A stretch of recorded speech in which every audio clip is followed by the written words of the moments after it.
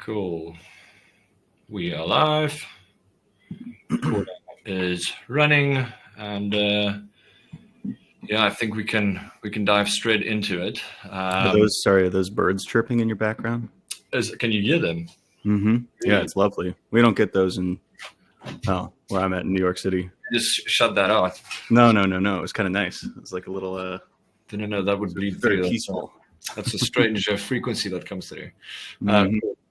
Anyway, as I think people will fall in as we go. We are recording. Obviously, we are on a time slot here, so I think let's dive into the conversation. Welcome everyone to today's session. I think this is some of the most interest we've had in a topic. It's obviously a very hot topic at the moment. Everyone wants to know: are we on LLMs? What's LLM saying about us, and how do we get on there? That's the big question on everyone's mind at the moment. Why? Because the way people search, the way people are finding, engaging, and absorbing information online is changing. So fundamentally, this is changing what we do as marketers.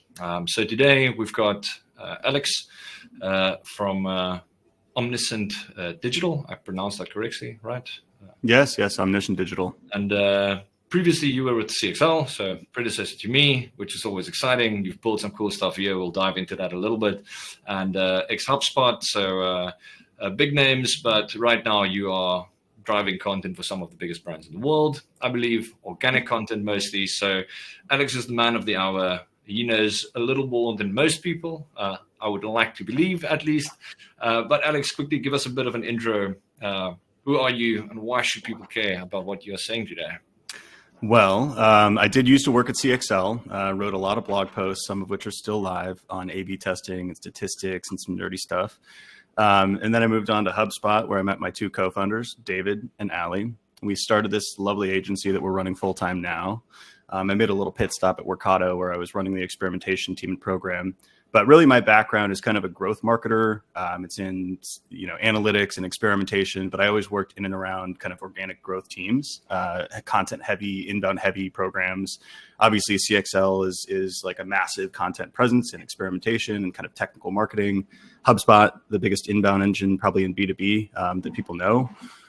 So we kind of built this company with this thesis in mind that content and SEO should drive conversion. They should be accountable to business outcomes and not just vanity metrics like traffic and rankings and whatnot. And it's very interesting. In the last year or two, we're seeing a lot of that dialogue start to become popular as traffic and rankings are disappearing. And even in the famous case of HubSpot. But so Omniscient Digital is a organic growth agency. So we do SEO and SEO strategy, everything from technical SEO, programmatic, et cetera. And then content marketing and editorial, producing anything from blog posts, ebooks, original research, and then digital PR. So link building, syndication, promotion, and then surround sound SEO, which I think we'll talk about today. Mm-hmm. And we work with B2B brands, typically larger, late stage startups, public companies. I can never remember who I can mention. So just look at the website for the logos, and then some startups too. So we're all over the board. Some big ones.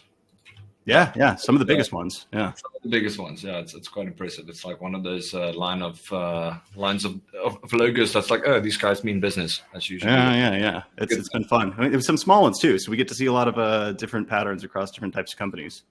Cool. Yeah, that's always the interesting thing when the small guys actually invest in the serious stuff. They're bound to like make something good happen. Mm-hmm. But hey, today we're here to talk about LLMs. I think the first point on our agenda is I want to play a bit of Mythbusters because there's a lot going on out there. There's a lot of posts saying things like load this LLM.txt file to your website, do this, bundle up as a bunch of agencies and put out listicles to change what the LLMs are saying. I think let's break down what is not important, because that's almost the most important topic for me here today, is that we know there's one thing for sure, and no one really knows exactly. There's no surefire way, the same as that we know with SEO, that you can put out something today and like 3 weeks time, it's going to be up there, it's going to be ranking. There's no tools really that track these things accurately, as far as I can tell. So what are some big myths, Alex, that you've seen fly around that you just want to like kill and like super eye roll? Just please don't say that to people right now. Well, it's tough to say because these things are evolving, and I've seen different tactics come out week to week, month to month, and the systems themselves are changing too. So people are coming up with different hypotheses. So anything that seems too surface layer and too good to be true or too easy, like the LLMs.txt file? Yeah, I've seen that around. I don't know. Who knows? Maybe that'll be interesting. It seems to me like that's the equivalent of tweaking small words in meta descriptions, right? It's like maybe it increases click-through rate by 0.2% or something like that. But there's probably better ways to get visibility in these AI engines, like brand ubiquity, brand mentions, and high quality content. Like I would be focusing on the kind of 80-20. So some of it, I don't know if it's necessarily a myth. It's just if it's effective, it's probably very marginal. But yeah, cases like that, I would say like the risk is low. And then there's others where it's like you have all these black hat, gray hat-ish tactics coming from largely SEOs. And what was the recent one that I saw? In the past, it was you can prompt, let's say, like best SEO agencies or best CRM or best digital marketing courses. And if it doesn't mention you, you ask, why didn't you mention CXL? Why didn't you mention Omniscient? Why didn't you mention Pipedrive? And then you can just tell it to mention it. And apparently, this is it's going to inject that into future outputs. Those and then the new one is like the reinforcement learning hacking, where you have the thumbs up and the thumbs down when you get an output returned to you, and you give it a thumbs down if it doesn't have your thing in it. You give it a thumbs up if it does have your brand in it. These just feel to me, if they do work, they're like very short loopholes and arbitrage opportunities that are clearly going to get solved in the very near future. So I don't know. I like to think first principles, think for the long term. Like this isn't like a in 2 months, like how can I hack visibility? It's like how can I like be omnipresent, ubiquitous over the long run. So those are some recent ones that I've seen. The other thing I'll say is this is still the Wild West. So these systems are incredibly new. They're changing. There's almost sometimes like seemingly a convergence from how AI tools were used maybe a year or two ago and how they are now in that they're resembling search more and more. Sometimes they automatically trigger the search function. You get citations, they summarize those, and you can even click on some of the links. Mm-hmm. So the tactics that may apply today are actually quite different than last year. So it's hard to say like there's a playbook or a blueprint. And I'm reminded of Nassim Taleb's book, Fooled by Randomness.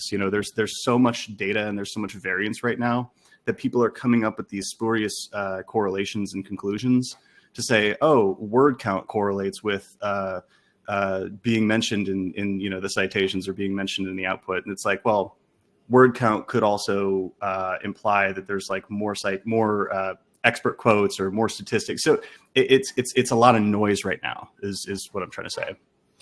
Yeah, I mean, it's you can go onto Upwork and hire 1,000 people and get them to upvote for 8 hours a day. And I don't think you're actually going to you're not going to make a dent on the amount of data and the amount of searches. I mean, one thing that is certain is if you run in incognito mode and you're kind of like avoiding the memory and you don't log in and you run the same query over and over and over and over again, it will never give you the exact same answer, which is to your point of like randomness. I think that still plays such a big role that it will never spit out the same list. Yes, it might mention the same brands and there's a bit of overlap. And then, sometimes it might have option 1, 2, 3, and 4. And then other times it's like 5, 6, and 7. And then it's like 1, 5, and 9, whatever. It might like combine them differently, but every time you roll the dice, something else comes out on the other side. And that is obviously based on two things. It's based on the data that these models were trained on, number one, which is like their foundation. Number two is now the more it searches the internet, my logic almost tells me it just runs like almost like a Google search in the background and go like, hey, what is Google throwing out? I'm just going to throw out the same things because I'm seeing that correlation more and more. Like the brands that are on the top of Google, the famous ones, the big ones, they are being spat out over and over. It's very, very hard. And like almost impossible to get a company that launched today. If you're launching like a restaurant that sells the best pizza, you can go post everywhere that you're the best pizza in like given town. It's not going to be there by tomorrow. It just doesn't. Yeah. Well, it's interesting with the most, probably the highest signal correlations, you see things like brand awareness or market share, or your current stature on Google, which is also somewhat of a function of those two things. So if I'm thinking about the best pizza in New York City, I don't care what, this is not the best pizza, by the way. So if anybody's from New York, I want to say it's overrated. I know that, but like Joe's Pizza is going to come up. Because it's such high salience for most people. It's got probably a lot of mentions across the web and Yelp and all of that stuff. So it's like Joe's Pizza does not have to hack reinforcement learning or tweak any variables about their on-site information or anything like that. They're just going to appear because it's a ubiquitous pizza brand. Yeah, I mean, I think CXL makes an incredible case study here, because we don't anywhere on our website say we're the best. It's like, it's not something that we like actively promote, but there's so many reviews out there saying that we are, that if you ask anything about the courses, if you go to ChatGPT right now and you ask what's the best CRO courses, I will take a bet that in 8 of the 10 roles, CXL will come up. It might not even have the correct information because it's pulling from all these like reviews that were posted on different timestamps, but it will definitely include CXL, which is why I'm seeing on my side a nice little hockey curve that's driving traffic. So that's the one thing that we almost do know. Back to your point of like, the more well-known a brand is and has been up until this point, especially I think, and this is just an assumption on my side, but I think the data that the models were originally trained on, if you had a lot in there already and you're already a famous brand by the time that initial like flow of training started, you've got a big like upper hand on anyone who's like trying to like bend the system to the rules, or like trying to like get in there now with like sneaky tactics and LLM TXT files. I'm not going to like change how these things search right now. I do. I think there's probably a cumulative advantage that builds up over time in the same way, like statistically or mathematically that Google had, but in a much different functional way. To your point, if you were already well-known, ubiquitous, well-reviewed before we started hacking or optimizing these systems, you probably got a good stature, and that's going to compound because you're going to get mentioned more times, you're going to get more brand awareness, you're going to get more users, cumulative advantage. In the SEO context, it was more so you could rely on certain input factors for SEO success. So obviously content is one of those things. Technical SEO doesn't necessarily accumulate value. It more so unblocks, right? It's kind of a facilitation function. And then off-page SEO. So like if you have a lot of backlinks, you're going to rank content easier. And if you have more content, more of that content's going to rank, thus getting more natural backlinks. And it's kind of this snowball effect. So there is a benefit to bigger brands with existing stature. The caveat I'll add is that I think there's probably a unique opportunity in LLMs just based on user behavior changes. And this data is not readily available. It's sort of murky, and you have to come up with conjectures based on probably your own usage and then your own ICP research.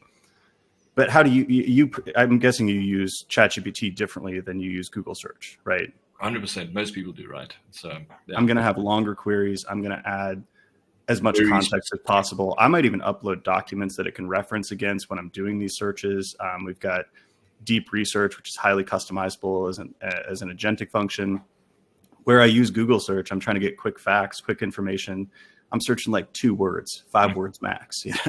But in an LLM, instead of saying best SEO agency, I might say like, I am a 15-person company with a budget of $7,000 per month. We operate in the supply chain tech space. We need technical SEO, but not like an audit. I'm going to go into incredible depths of information. And that's where I think if you really know your ICP, you really know your positioning and messaging, I think you can start to find wedges with which you can compete. Because in the past, in Google, you could kind of rank for all of those queries, however specific, with one sort of pillar page about best SEO agencies. Yeah. I mean, to the point of like, do you use it the same as Google? In a way, yes. So for a quick thought that comes to mind is when I buy a plant, like I need to check if it's poisonous for my cat. If I put it in the house, like usually I would go to Google the name, then I have to like find this blog, go through a blog, search for the information. Now I just go to ChatGPT and like on the spot in the shop, I'm like, this plant photo, is it poisonous to my cat? And it will immediately tell me yes or no, because there's enough information out there that I can trust that it's gonna like, it will find the right answer for me. So I'm almost like using it as like an in-between. And a lot of people are doing this. And that's obviously why, one of the reasons at least, why we're starting to see these big drop-offs for some of the big brands, because a lot of these searches are now not going to Google. Number one, and number two, the obvious stuff that a lot of like traffic went to, like, is this plant poisonous for my cat? You're not getting that traffic anymore because it's just moving somewhere else all of a sudden. In fact, the traffic is not going anywhere. It's just the answer that now matters. So the way people use it are like definitely changing. That's just me. I'm not sitting around and asking other people like, how are you using ChatGPT all day? But wait, can I ask about that specific query? We talked about this on our last podcast about how LLMs are largely probabilistic just in how they work, but also like kind of their functional use cases. So what I mean by that is I would never use Google to help me construct strategic thoughts about how I should approach a client. But with LLMs, I can essentially upload transcripts from, the sales call or kickoff call. I can upload documents about their ICP and about their market. And then I can prompt against those things to kind of construct strategy, which is a probabilistic outcome. There's no right answer to strategy. Poisonous plants is deterministic. It's either poisonous or it's not. So when you use ChatGPT for something like that, do you like follow up with a fact check on the citations or the source that it's pulling from, or do you take it at face value that it's the right answer? For something like that, I'll take face value that it's just because the way I'd like think about it, my logic behind it is the training data is highly specific. It's a yes, no answer. Like the chances of a hallucination on that is very low. And if it runs the search and it like reads the first like 10 blogs on Google, for instance, the answer is still there. Like it's not going to like try and find information to answer the question. If it's something else, like for instance, do I need a visa for XY country? Or another thing I searched for recently is I live in the Netherlands. I come from South Africa. In South Africa, we don't have winter tires for cars.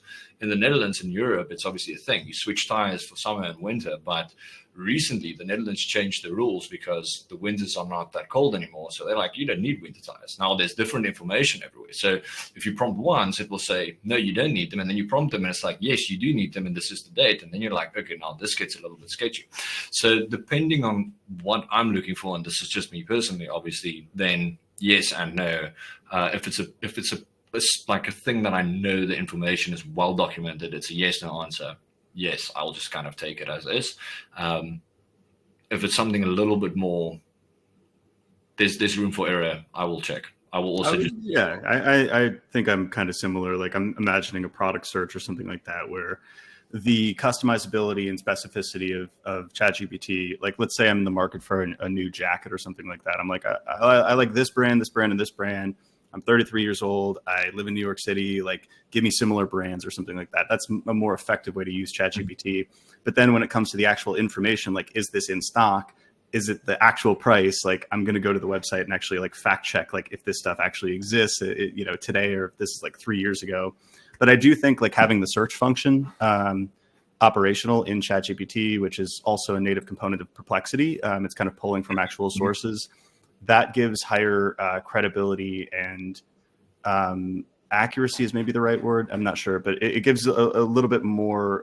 I trust it a little bit more as opposed to it's running from data from 2021. Yeah, exactly. Then I'm like, all right, this is highly predictive in nature, so it's like I do need to fact check this. 100%. So I'm going to just roll the conversation so we get back to like kind of what working. Do you know if like what can be done to manipulate what it spits out at the moment? And I'm going to use an example. So once again, CXL, if I make a big change on the website, or for instance, if we publish a new mini degree, or a new page, even a new course, which these obviously go out quite a bit. And I know this works because I can see the traffic obviously on the one side. I put up a Looker Studio that just pulls my data from like all the different LLMs. I would post a page today, and then on the same day, that page would send me traffic get a sale for that course, and then I know for a fact that page is not yet ranking on Google. Like Google has not indexed it yet. I can't find it in the Google search, but the LLM has already put that forward as a recommendation for someone. Obviously, I've got no insight into the question that was asked, but I know that what I put on the site is available on ChatGPT and Perplexity and some of the others sooner than they are on Google. Do you have any insight into that? And then that translates to the bigger thing, like what can you do right now to manipulate at least to some extent, the citations or the responses about your brand? Yeah, I think I have a tactical answer, and I'll give that. But I think that the CXL example is probably a highly context-specific variable, and in that you are CXL, right? Like, so you have stature, you have brand awareness. I'm not entirely, and your SEO presence is phenomenal. So the website's very powerful. It's well established, and it's trustworthy to Google and other systems. I don't know if that would work as well if you were like a new emergent startup or something like that didn't have those factors. But I can do a little test right now. So we don't have the same stature that CXL has in Google, but we have, I don't know, 70 plus domain rating. We rank for a lot of informational terms, but also commercial, transactional things around SEO and content agencies. So we, a few weeks ago, published a listicle on the best generative engine optimization GEO agencies. And then we published I still don't know if that's the word we're using, by the way, and then I published a product page or a service page for it. And I don't think we're ranking first page, but if you can check ChatGPT, I'm fairly certain that we are one of like 5 sources that it's pulling from. So it pulls us in as one of the top ones for generative engine optimization. That's a really new one. And literally we just published a listicle on our own site and a service page. Like we did nothing else. I'm quickly checking. I'm using Peak.ai as well. That's one of those LLM measurement visibility tools. It seems like we're appearing most of the time. It's probabilistic, like I said. Cool. That's one of my next questions. Like any tips and tools that you actually use right now, because there's a lot of noise. I mean, there's all these libraries that say, here's a bunch of tools and they're all built with AI on AI. You don't even know if there's real code behind it anymore. It's probably vibe coding.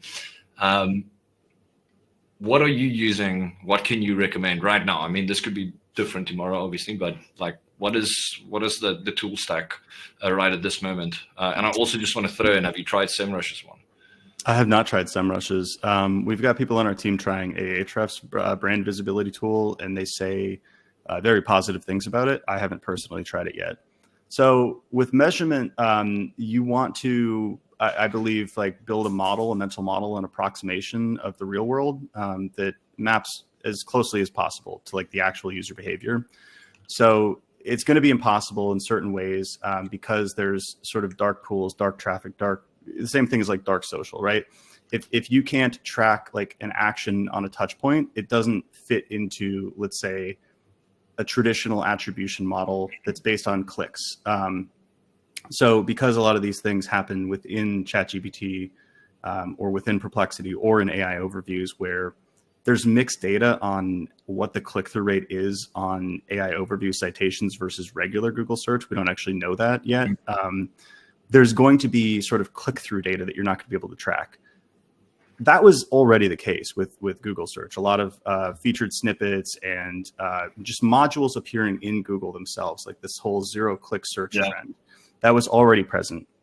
So my mental model is the most important factor is like, is this driving revenue or leads or whatever business outcome for our company?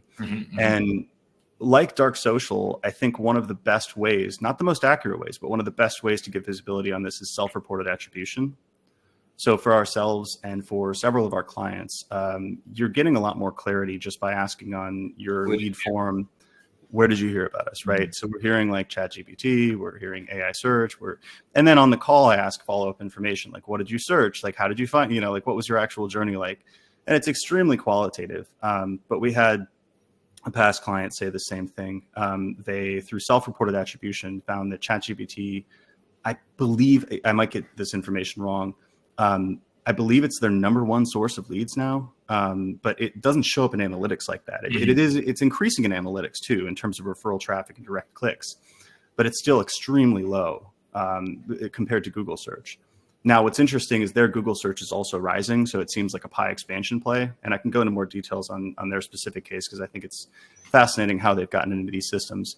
But ultimately, tracking some level of revenue attribution, I think you could probably do some advanced analyses on, sort of like causal, incremental, based on the fact that this is all getting pooled into direct traffic, let's say, what is the sort of marginal or incremental revenue or lead generation that's happening based on like your past trends? I'm not a data scientist, so I'm not going to recommend any specific routes there. We just do self-reported.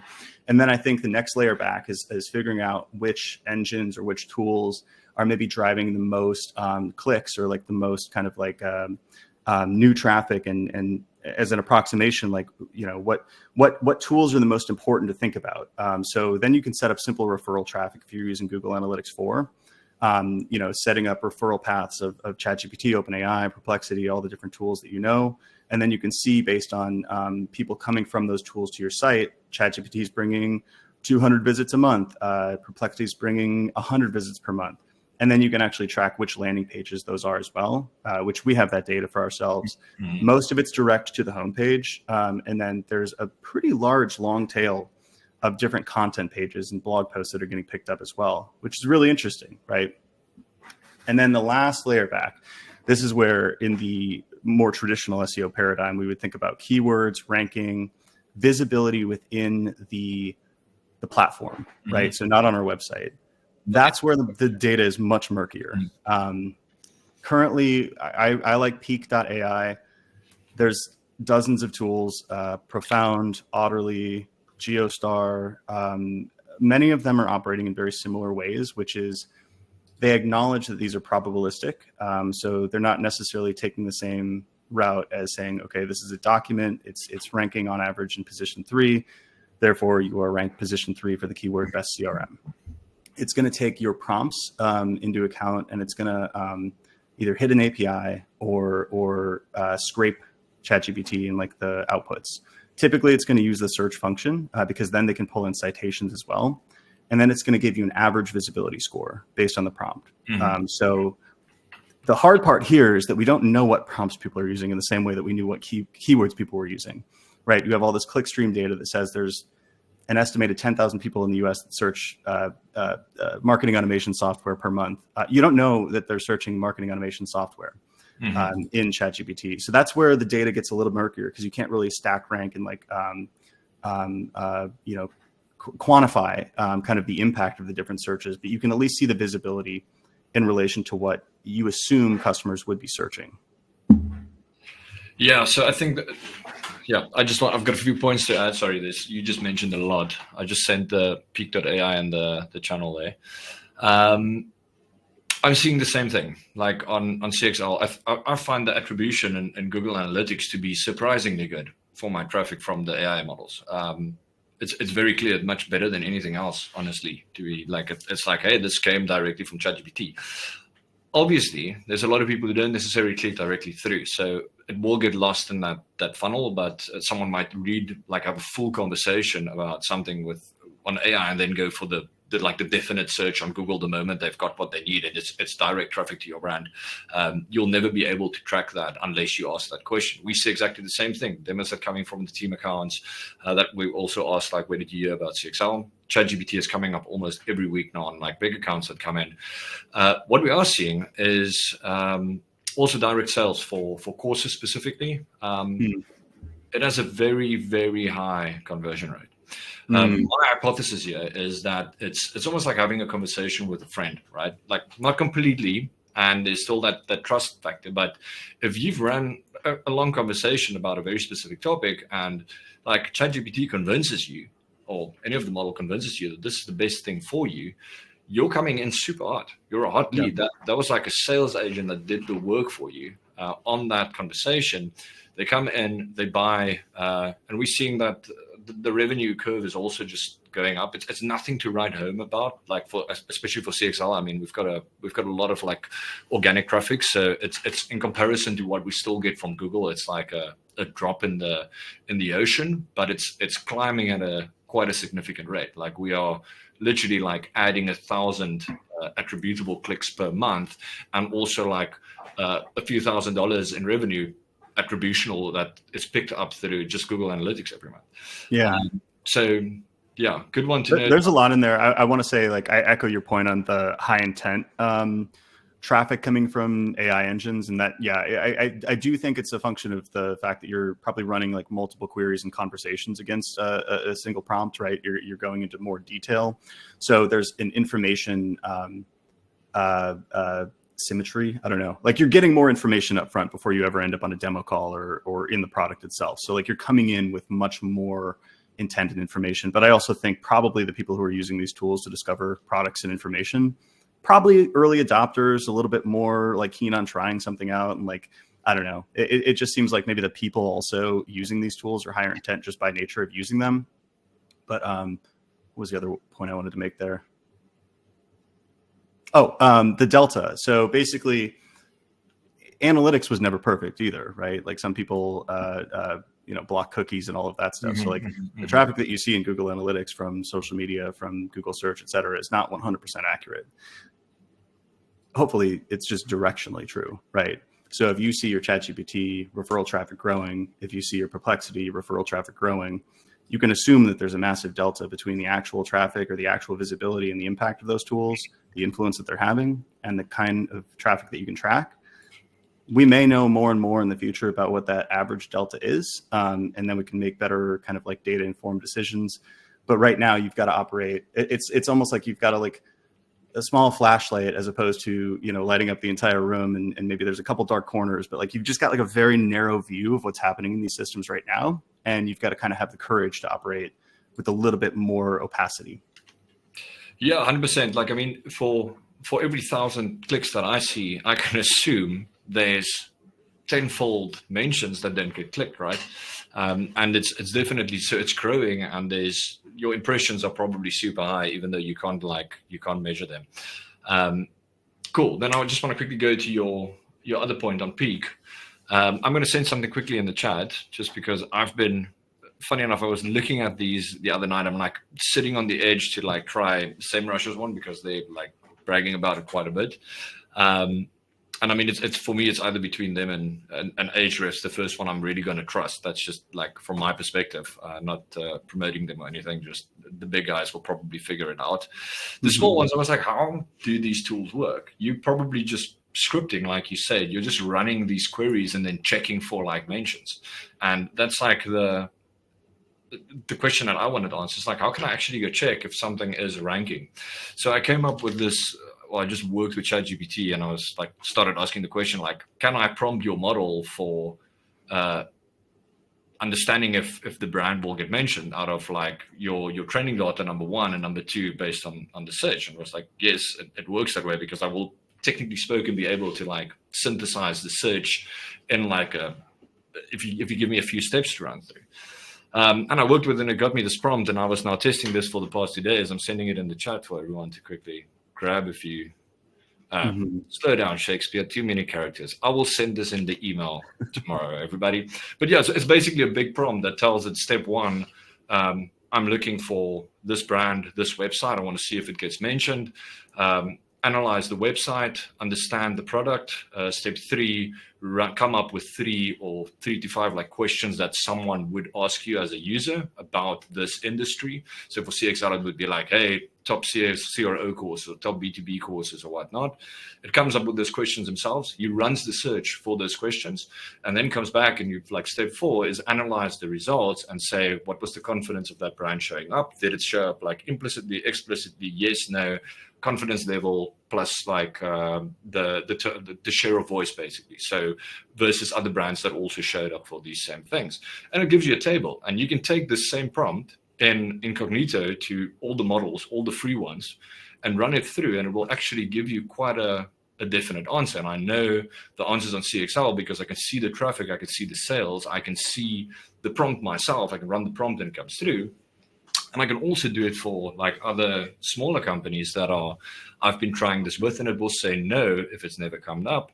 Or like in weird cases, I've got a a consultation client that they do like Sin 7 implementation for e-commerce companies, and it's a very specific like Sin 7 implementation in Florida. If you run that, they will come up because they are in Sin 7's like partner list for this. And if you test this, it actually says yes, they are mentioned. Why? Because they are on there. So I'll send this out tomorrow, but I realized like all these tools, you pay money to like get your visibility, but you can just actually prompt the model.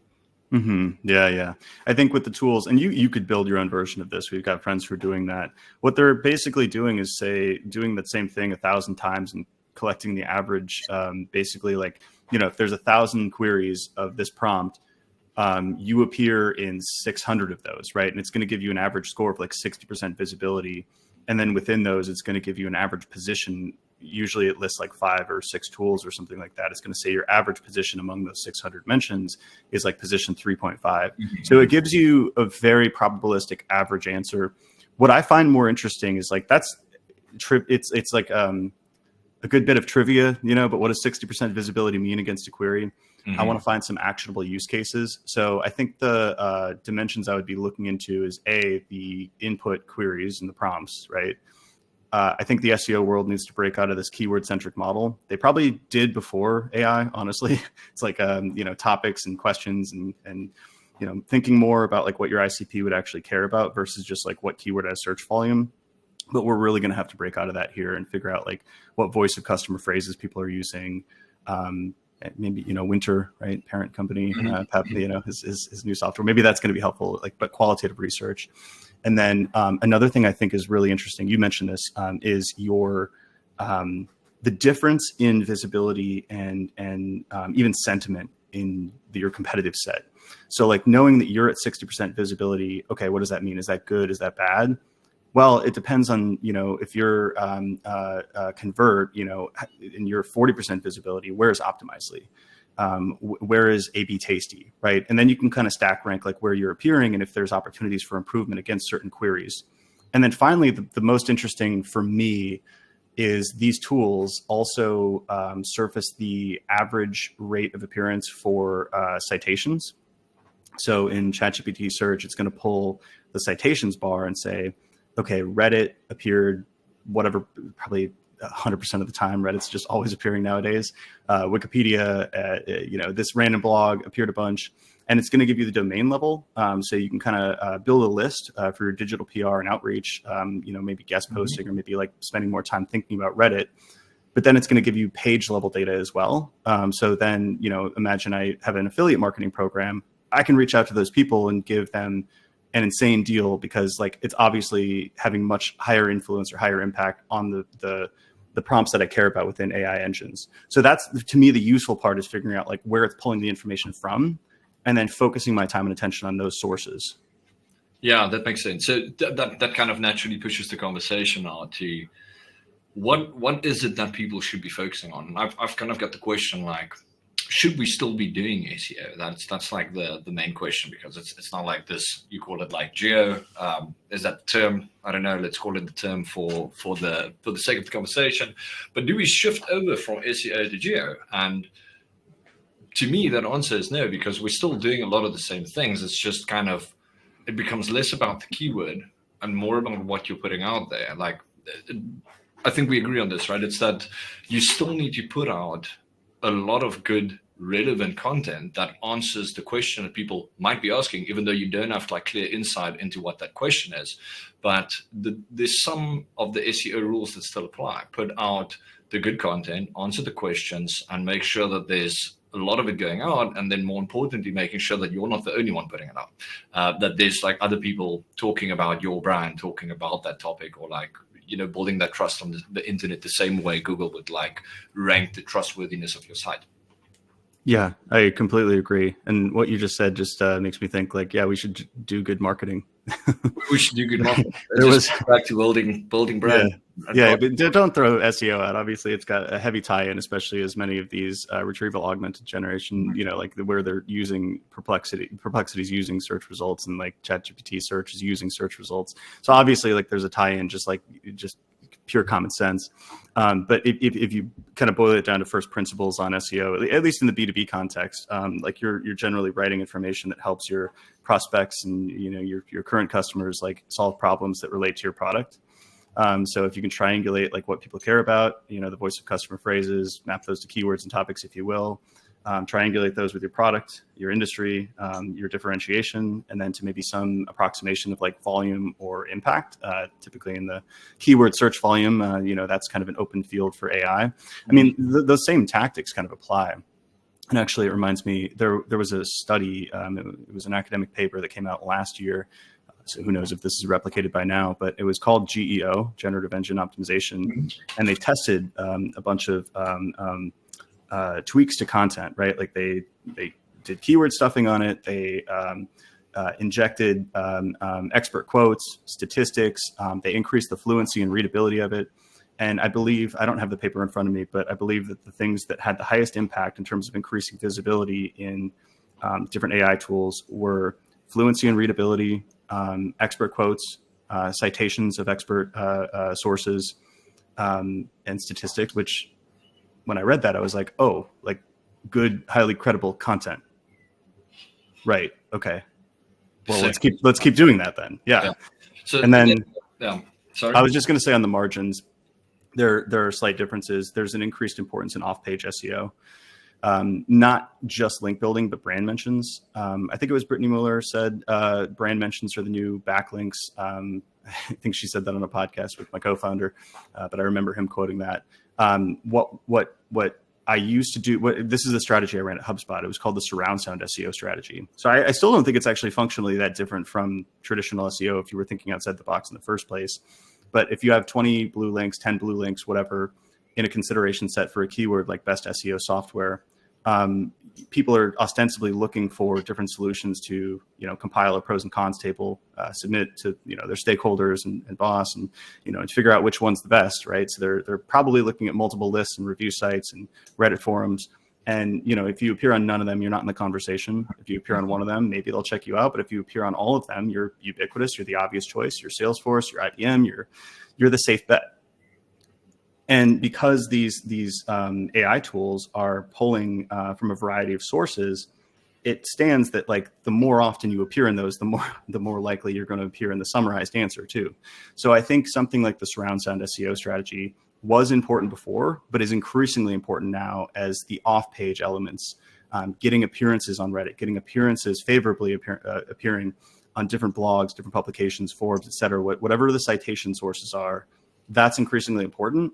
So on the margins, there's differences, but for the most part, the principles are the same. Cool. And we're running out of time, but I quickly want to just also bring in that that's the surround sound SEO that you're going to be teaching in the cohort, right? That's where it's not a magic bullet, but that is what you should be focusing on right now, right? We'll do the last session will be a big one. Surround sound is going to be a major component of that, but I'll talk about brand ubiquity, brand affinity, brand signals in general, because it goes beyond just surround sound SEO. Surround sound SEO is like a single surface area for a single query or set of queries or keywords. I do believe that it broadens out a little bit in the AI world, but yeah, that's going to be a major component of the last lesson. Cool. So to summarize some of the points here, SEO, putting out good content, let's frame it like that, is still the most important thing we know right now. What that looks like is changing a little bit because the technical stuff don't make that much like difference to the LLM, at least. It's not the links that you put into your blog, it's the content that you put into your blog. If I can put it into like super layman terms. Very important. Guys, we're running out of time, but Alex is doing a cohort starting, was it 2021 May?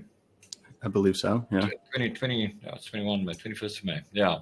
On exactly this, but diving into the content that you need to create. Like, how do you get your content strategy ready for how LLMs are accessing the content, how it's gathering it, what you can do right now, what we know right now. This might be very different in 6 months' time. That's why it is important to kind of stay on top of these things. But if it is a topic that you are interested in, Alex will be diving into it quite extensively in 4 sessions in the live cohort. So a live course where Alex leads it, you can work with them. To round this off, I decided earlier today I'm going to do a giveaway. It's $1,000 a seat for this cohort or for the live course. And I'm going to be doing a giveaway. I'll send that out to everyone as well. You can just sign up, put your name into the hat.